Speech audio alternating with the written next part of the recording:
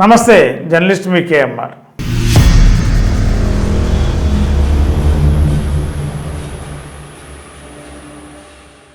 ఆంధ్రప్రదేశ్లో వైఎస్ఆర్సీ ప్రభుత్వం ఏర్పాటు చేసిన వాలంటరీ వ్యవస్థ అయోమయంగా ఉంది. మరి ఈవేళ ఒక మంచి దృక్పథంతో ఆ రోజు జగన్మోహన్ రెడ్డి గారు వాలంటరీ వ్యవస్థను తీసుకొచ్చారు. 50 ఏళ్ళకి ఒక వాలంటీరు, నెలకి 5,000 జీతం. ఆ స్థానికంగా ఉన్నవాళ్ళు, ఆ ప్రాంతం వాళ్ళే నిరుద్యోగ యువతలుగా ఉండకుండా 10th క్లాస్ చదివిన పిల్లలు ఎవరైనా సరే వాళ్ళని వాలంటీర్గా చేసి 8 సంవత్సరాలు పరిపాలన అందించారు ప్రజలకి. మరి టీడీపీ అధినేత చంద్రబాబు నాయుడు గారు ఈ వాలంటరీ వ్యవస్థ మీద గతంలో అనేక విమర్శలు చేసినప్పటికీ కూడా మళ్ళీ ఇదే వాలంటరీ వ్యవస్థని గాడిలో పెట్టి 24లో తెలుగుదేశం కూటమి మరింత అభివృద్ధి చేయడానికి వాలంటరీ వ్యవస్థను కూడా వాడుకుంటామని చెప్పారు. వాలంటీర్లకు వాడుకోవడమే కాదు, వారికి 10,000 రూపాయలు జీతం ఇస్తున్నారు.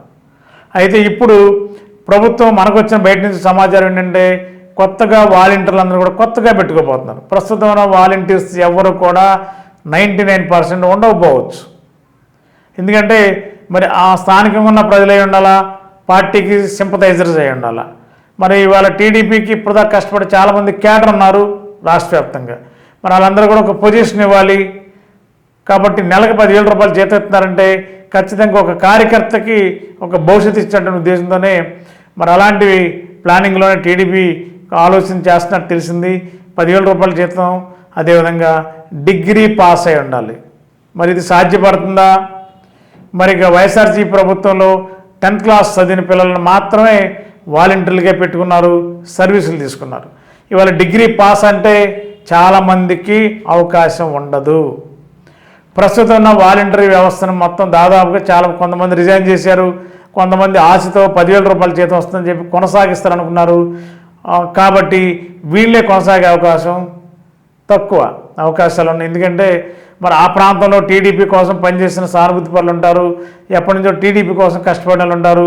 మరి స్థానికంగా ఉన్న ఎమ్మెల్యేలు కూడా అలాంటి వారికే అవకాశాలు కల్పిస్తారు. కాబట్టి ప్రస్తుతం ఉన్న వాలంటీర్స్ రాష్ట్ర వ్యాప్తంగా రిజైన్ చేసినా రిజైన్ చేయకపోయినా వీళ్ళ స్థానంలో కొత్త వాళ్ళు వచ్చే అవకాశం ఖచ్చితంగా ఉంది.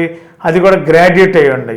మరి అలా గ్రాడ్యుయేట్ అయ్యి ఉండంటే నిరుద్యోగ సమస్య పరిష్కారానికి చంద్రబాబు నాయుడు గారు పరిష్కారం చేస్తానన్నారు. మరి మెగా డిఎస్సికి ప్రమాణ స్వీకారం రోజున తొలి సంతకం అన్నారు. కాబట్టి ఈ యొక్క వాలంటరీ వ్యవస్థలో కూడా చాలామంది నిరుద్యోగులు అంటే డిగ్రీ చదువుకుని ఖాళీగా ఉన్నారు.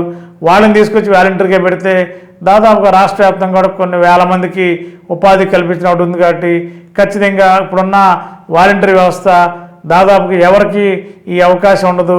కొత్తగా వాలంటరీ వ్యవస్థని రూపొందించి గ్రాడ్యుయేట్ అయిన వాళ్ళు మాత్రమే టీడీపీ ప్రభుత్వం ఇచ్చే ఆలోచన చేస్తుంది. అలా జరిగితే చాలామంది వాలంటరీ ఉద్యోగాలు కోల్పోవడం ఖాయం. డిగ్రీ చదివిన వాళ్ళు మాత్రమే అవకాశం వస్తుంది. అది ఆ అదృష్టం ఎవరికనేది మరి ఒక 4 రోజుల్లోనే క్లారిటీ వచ్చే అవకాశం ఉంది. గత 20 సంవత్సరాలుగా దంత సమస్యలతో పాటు దవడ మరియు ముఖ సంబంధ సమస్యలకు చక్కని చికిత్సలు అందిస్తున్న శ్రీ రామకృష్ణ దంత వైద్యశాల, నరసింహారావుపేట, ఏలూరు. ఎమర్జెన్సీస్ లో వాడే ఆక్సిజన్ కాన్సంట్రేటర్లతో పాటు air purify, UV light steriliser, ULV fogger వంటి పరికరాల ద్వారా పరిశుభ్రమైన వాతావరణంలో చికిత్స అందించబడుచున్నది. ఆర్వీజీ ద్వారా అతి తక్కువ రేడియేషన్ ఉపయోగించి దంత వ్యాధి నిర్ధారణ మరియు రూట్ కెనాల్ వైద్యం చేయబడుచున్నది. డెంటల్ లేజర్ ద్వారా కుట్లు లేకుండా సర్జరీలు, ఇంప్లాంట్స్ కిట్స్ ద్వారా పళ్ళు లేని వారికి ఫిక్స్డ్ దంతాలు, రూట్ కెనాల్ చికిత్సలకు ఎండో మోటార్ వంటి ఆధునిక పరికరాలు కలిగిన నమ్మకమైన డెంటల్ క్లినిక్. అత్యంత ప్రామాణికమైన ఆటోక్లావింగ్ పద్ధతిలో శుభ్రపరిచిన ఇన్స్ట్రుమెంట్స్ వాడడం మా ప్రత్యేకత.